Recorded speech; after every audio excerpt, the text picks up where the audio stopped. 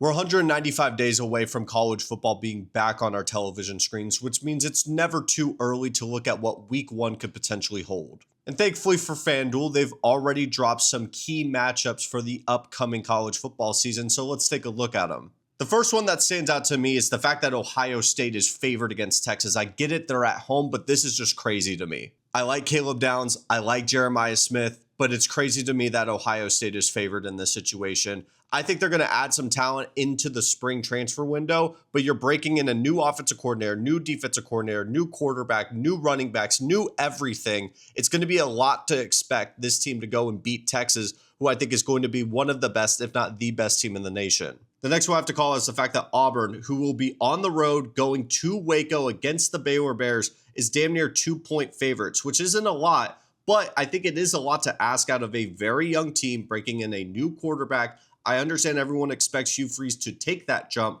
but you're giving Dave Aranda so much time to prepare, and I think this Baylor team is vastly underrated. I also think 9.5 points for South Carolina going head-to-head with Virginia Tech, who is returning a ton of talent. I understand last year was very disappointing for Virginia Tech. They've had some key losses, but when you bring back a guy like Kyron Drones, I think this game could be a lot closer than a 10-point win. And lastly, we got to talk about Belichick being a favorite against a very good TCU squad. I think CF Budge made a very good point to say that TCU has kind of been at the crux of some of the biggest storylines of the 2020s for college football. Let's just take a moment and look at this game. TCU is the better team. I feel pretty confident saying that, even if it's just February. But when we look back, when they played Colorado, they brought 2 top 5 picks onto this roster. And as well, TCU was basically flipping their entire roster over from their national championship run.